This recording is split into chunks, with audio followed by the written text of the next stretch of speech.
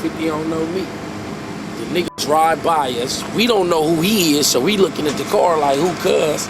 He pull off, you turn back, nigga, and pull up like, whoop. Hey, cuz did that. Straight up. I got respect for cuz for that. I look at we was far from the shoot. We like on the corner. Nigga said, what's up, cuz? Oh, yeah. Like, what's up, cuz? He like, what's up? What's up? I'ma f your life up. For fun. There's a few times. This is not new. I do this all the time. I had a list of niggas. How much you think it'll cost to kill somebody? Nowadays, couple stacks. About 5,000. Yeah, 4,000. couple stacks. Why would it cost so much to go through the court proceedings? Don't make sense, right? Like, okay, so 50 had the block on lock for a minute? Yeah, he had that shit on, man. The whole hood was pumping for 50. Oh, for the real? whole motherfucking hood. I don't go f***ing son cracking 9495, he was pumping for 50. Wow. He did what he did. Like, 50 ain't back down. 50 was banging out in the shit. I know 50 was whooping them niggas' ass, because 50 is a big boxing ass motherfucker.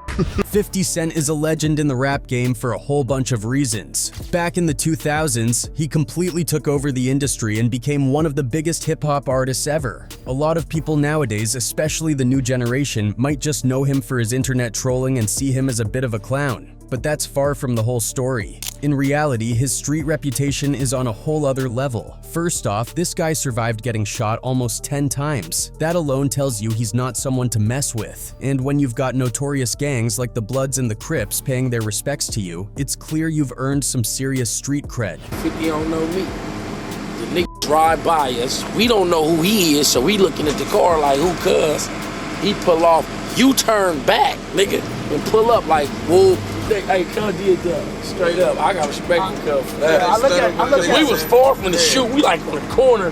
He look what's up, cuz? Oh, yeah. Like, what's up, cuz? He like, what's up? What's up? The funny thing is, 50 Cent isn't even affiliated with these gangs. He grew up in the streets, sure, but he always did his own thing. He built his own crew, beefed with much bigger gangs growing up and didn't seem to care. Despite all that, these gangs still respect and even fear him. 2-inch bags for high school dropout, shit that ain't bad. I ain't a blood or Crips, I'm doing my own thing. Gee, you nigga. I done started my own gang. Like, okay, so 50 had the block on lock for a minute? Yeah, he had that shit on, man. The whole hood was pumping for 50. Oh, for the real? whole motherfucking hood. I don't go f***ing son cracking 9495, he was pumping for 50. Wow. Apparently, back in the day, 50 was all about that life. He was really down with it. Maybe that's why he tries to get so far away from gangs and gang life. It would appear his mindset has shifted so much from that life, now he has achieved everything he wanted. For a while now, 50 has been pretty vocal about not wanting to get tangled up with gangs anymore. In an interview, he made it clear he'd do anything to get away from gangs and avoid RICO charges. I mean, this guy straight up said he'd rather catch a body than get a RICO charge. That's how much he avoids gang connections. Culturally, they're going gang, gang, gang. When I get on the record with them, I'll go, I am not gang gang. I do not gang bang. I don't like RICO. I don't like conspiracy. Right. You know, give me a homicide right now. I'll take a homicide right now before you give me that. I am not gang gang. I do not gang bang. But play me like I'm flipsy, I will pull up and bang bang. But there's more to why 50 Cent hates gangbanging, and it's tied to a former G-Unit member, Spider Lock. Spider Lock was a full-time member of the Crips and even had a group called the G-Unit Crips. 50 Cent and the other G-Unit members sympathized with him and accepted him since he was part of the crew. Spider Lock would talk about how Tony Yayo would bring him and 100 Crips on stage for performances. One time, though, the performance got canceled because the crowd was full of Bloods.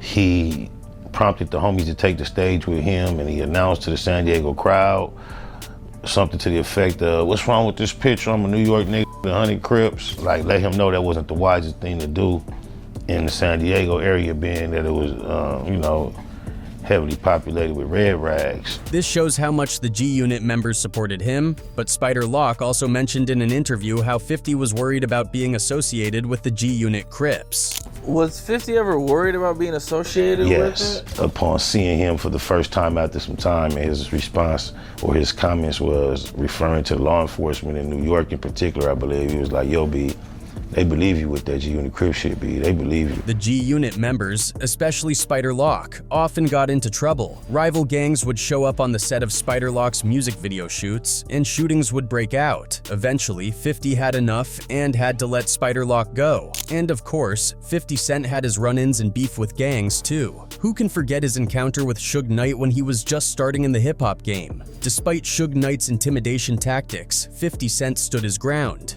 He showed up in the club video shoot.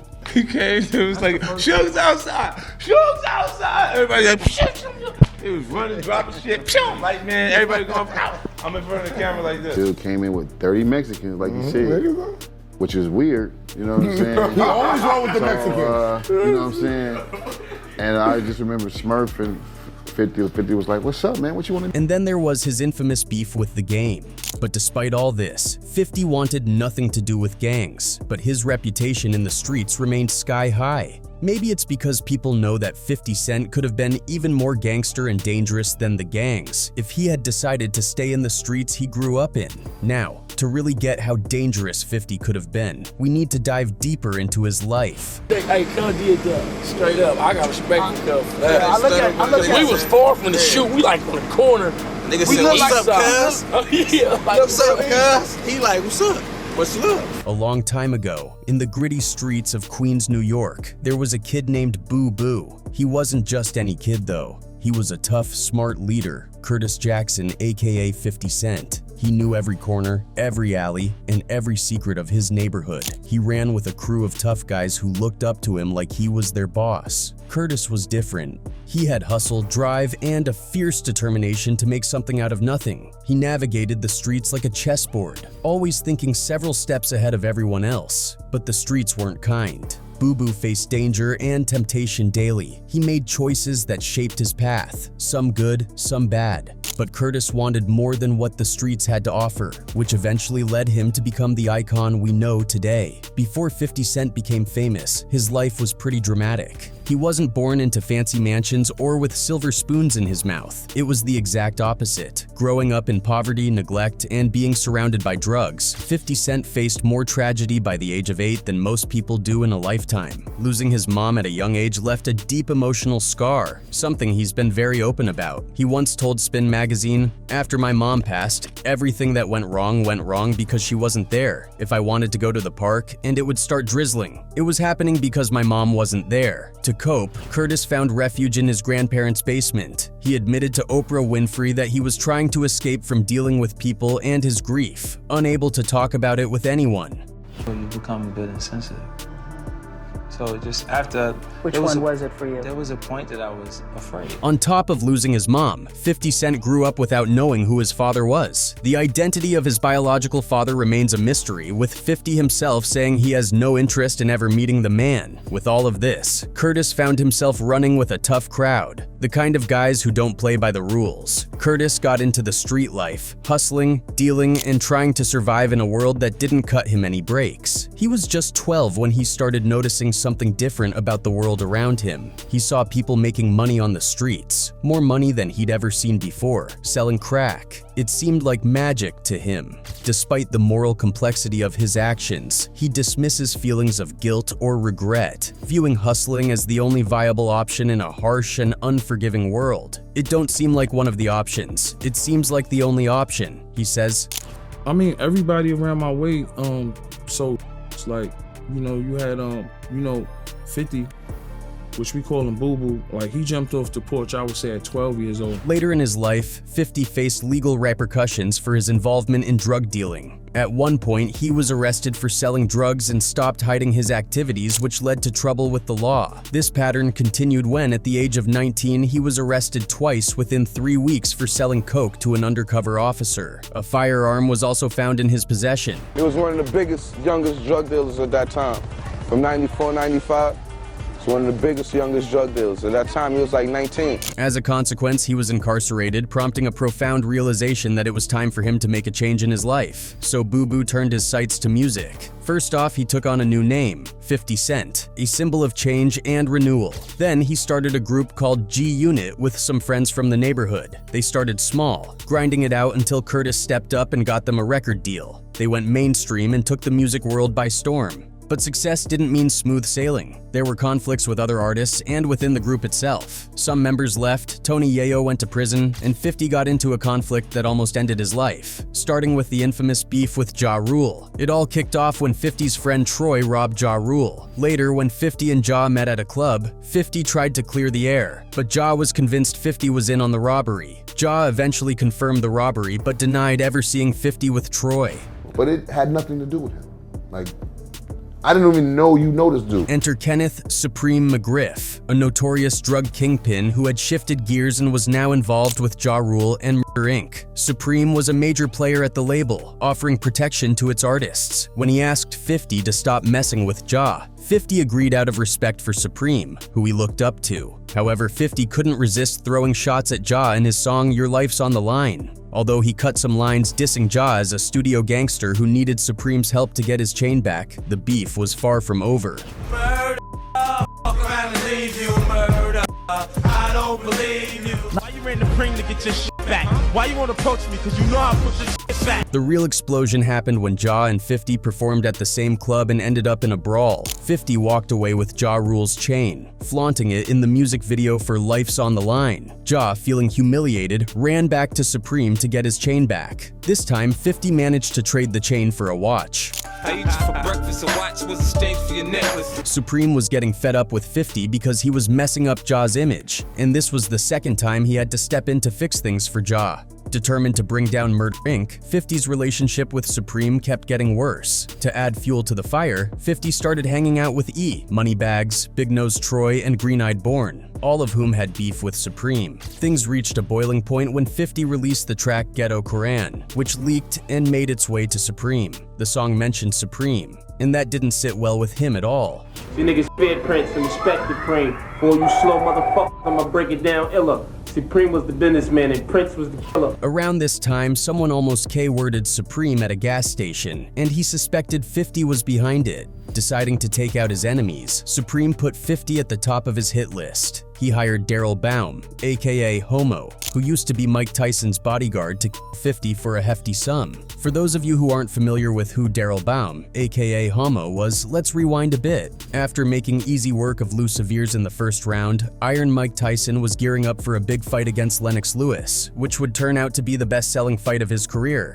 Now, in the world of boxing, there's this thing called a promo, basically a hyped-up interview to build interest for the fight. Tyson was known for his epic promos, but this time he started by dedicating it to a deceased friend, Daryl Homo Baum. There's no one can stop me. Lynx is a conqueror. No, I'm Alexander. He's no Alexander. I'm the best ever. There's never been anybody ruthless. There's no one that can match me. My style is impetuous. My defense is impregnable. Was that your shortest fight ever? I bear witness there's only one God, and Muhammad's blessings and peace be upon him as his prophet. I dedicate this fight to my brother, Daryl Baum, who died. Homo was once Tyson's bodyguard and also the man who nearly killed 50 Cent. In the few months after his decade-long stint in prison, Homo became a bodyguard for the baddest man on the planet. He almost changed hip-hop history but ended up as a casualty in a gang war that wiped out his entire crew. Daryl Homo Baum, a notorious gangster from the Lafayette Gardens projects in Brooklyn, earned his nickname not because he was a killer, but because he was infamous for knocking people out with one punch and then robbing them as a teenager. Despite being only about 5'7" and walking with a limp, Homo's reputation was fierce. So how did he end up as Iron Mike's bodyguard? Well, Homo and Mike crossed paths in juvie during Mike's troubled youth. They went different ways. Mike became a heavyweight boxing champ, while Homo spent most of the 90s in prison for robbery. Homo got out on New Year's Eve in 1999.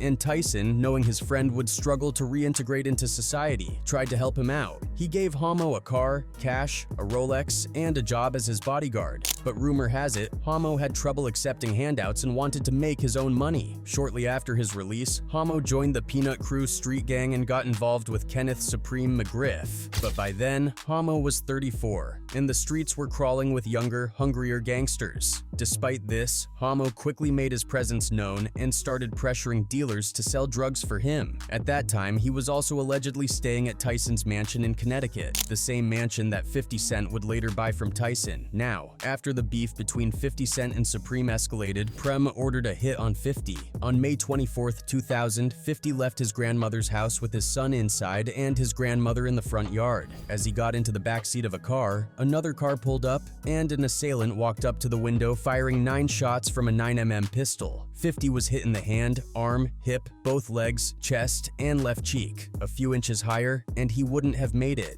Miraculously, after 3 weeks in the hospital and multiple surgeries, 50 pulled through. His survival became one of the most legendary stories in rap folklore. 3 years later, the track Many Men would reveal Homo as the shooter, but by then, Homo was long dead, not by 50's doing or blessing. Goes around, comes around. Homo shot me, 3 weeks later he got shot down. Homo was M 3 weeks after the shooting, but the timing was just a coincidence. At the time of his death, Homo was a member of the Peanut Crew, run by Ivory Peanut Davis and James J.R. Hamilton. The previous year, in June 1999, Myron Wise Hardy was killed in the Lafayette Gardens housing project, sparking a turf war between drug gangs. Myron belonged to the Cash Money Brothers CMB crew, formed in 1991 and led by Myron and his incarcerated brother Damian World Hardy. CMB controlled the crack trade in Bed-Stuys Lafayette Gardens projects. Damian had shown signs of being homicidal in the 90s. In 1998, he was thrown out of a Brooklyn roller skating rink by a bouncer named Michael Collin.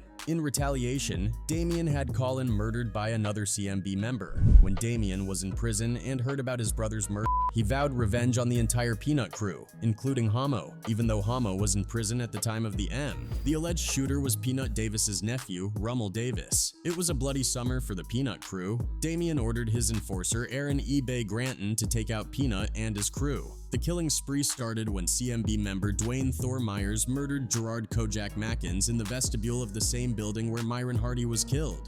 Mackins, a member of the Peanut Crew, was suspected of supplying Rummel Davis with the gun used to K. Hardy. Next, at around 2 a.m. on June 10, 2000, Homo was lured to the corner of Quincy Street and Marcy Avenue by a woman. As he sat in his car waiting, eBay appeared at the driver's seat window and shot him in the back of the head, ending Homo's brief return to Brooklyn's streets. Tyson later paid for all of Homo's funeral expenses. Meanwhile, Supreme McGriff was convicted of drug trafficking, racketeering, and murder in New York federal court. Using testimony from a hitman, text messages, and video evidence, prosecutors proved that McGriff hired killers for $50,000. With all his and Gotti's assets seized, McGriff couldn't afford a lawyer and was given a court-appointed attorney. On April 9, 2007, McGriff was sentenced to life in prison. 50 Cent's mainstream success will come in 2002 when Eminem got his hands on his Guess Who's Back album through 50's attorney, who was working with Eminem's manager Paul Rosenberg. Eminem was blown away and flew 50 out to Los Angeles to meet Dr. Dre. This was the start of something big. After signing a $1 million record deal, 50 dropped the mixtape No Mercy, No Fear, which featured the track Wanksta. This song got even more attention when it was included on Eminem's 8 Mile soundtrack. At this point, 50 Cent was also signed by Violator Management and Shaw Money XL's Money Management Group. February 2003 saw the release of 50 Cent's debut album, Get Rich or Die Tryin'. It exploded onto the scene, debuting at #1 on the Billboard 200 and selling 872,000 copies in just the first 4 days. The lead single, In Day Club, set a Billboard record as the most listened to song in radio history within a week. 50 was officially on top, but another infamous beef was brewing. This time it was with The Game. Dr. Dre, who had signed 50, decided to bring The Game into the fold. The idea was to have a strong West Coast presence in G-Unit, alongside their New York and Southern reps. The deal was sealed, and The Game became part of G-Unit. But there was a catch. The Game's manager was none other than Jimmy Henchman. From the get-go, Jimmy Henchman was jealous and resentful of 50 Cent, especially as 50's star kept rising. Leading up to The Game's debut album, The Documentary, Henchman was whispering in The Game's ear, telling him that beefing with 50 Cent could boost his fame even more. Henchman even admitted in an interview that the plan was for The Game to surpass 50 in popularity. The feud officially kicked off in February 2005. Influenced by Henchman, The Game launched an anti-G-Unit campaign, famously declaring it at Summer Jam 2005. Y'all heard me do it, so make some motherfucking noise, man. Don't hate me, I ain't the motherfucking bad guy, man. And it's still fuck 50. While 50 mostly stayed silent, the tension was palpable. Things came to a head when, on October 1st, 2005, the mixtape G-Unit Radio Part 14, Back to Business, dropped. 50 finally addressed the situation on the track Emotional, where he aired his grievances about the game's betrayal and called out Jimmy Henchman for manipulating the game. See, that's why I don't like them old school niggas, man. Now you know Jimmy told him to do that. You know? Well, Jimmy, why you don't tell him how you gonna pay his bills now? This kicked the beef into high gear. Jimmy kept pushing the game to go after 50, and the game did just that, dropping multiple mixtapes and diss tracks aimed at 50 throughout 2005 and 2006. But things took a dangerous turn in 2007. In March, Jimmy Henchman's 14-year-old son was heading into the building where his father's office was. Tony Yayo and his associate, Lodi Mack, confronted the boy, with Yayo slapping him and Lodi Mack flashing a gun. The incident was caught on camera, leading to Yayo's arrest. Although the charges against Yayo were dismissed, Lodi Mack took the fall, claiming he was the one who hit the boy. He was sentenced to 2 years in prison. Tragically, just weeks after Lodi Mack was released from prison, he was shot dead in New York. This wasn't a random act of violence. Jimmy Henchman had put a hit out on him. And this was just the start of the chaos Henchman unleashed on Tony Yayo and 50 Cent. Henchman's first attempt to 50 was wild. He was driving down Manhattan's West Side Highway, gun in hand, ready to fire at 50's building. But he had to stop when he saw some cops tailing him. Undeterred, Jimmy got more creative. He planned to blow up 50's bulletproof van, figuring an explosion was the only way to get to him. Jimmy's vendetta didn't stop there. He orchestrated a drive-by shooting at Tony Yayo's mom's house with a silenced pistol. Jimmy's final attempt on Yayo's life was when he saw Yayo's Bentley parked and sprayed it with bullets. Luckily, Yayo was sitting inside his bulletproof van parked behind the Bentley, so he escaped unharmed. You know, my issue was really more with Jimmy Henchman. And then, you know, as we leave and I left Apollo, I'm around the corner, my Bentley got shot up, but luckily I was in my bulletproof truck behind the Bentley. After all these close calls, 50 Cent decided to strike back. Knowing some of Henchman's goons were based in Atlanta, 50 found one of their addresses and started leaving threatening phone calls. He even had his own goons leave a dead rat on the guy's doorstep. 50 talked about this on the track Get the Message from the War Angel LP mixtape, where he called out Preem and Jimmy. I left a message by your door, you got a Chrome 44. Get the message, come out and get the message. Eventually, Jimmy Henchman was arrested on charges of cocaine TFK, money laundering, witness tampering, and additional charges related to the death of Lodi Mack. On November 29, 2017, Jimmy Henchman was convicted and sentenced to 2 life sentences. In the end, 50 Cent managed to come out unscathed. All his enemies were either locked up or dead, while 50 went on to become one of the most successful artists of all time. He's sold over 30 million albums worldwide and won several awards, including a Grammy Award, a Primetime Emmy Award, 13 Billboard Music Awards, 6 World Music Awards, 3 American Music Awards, and 4 BET Awards.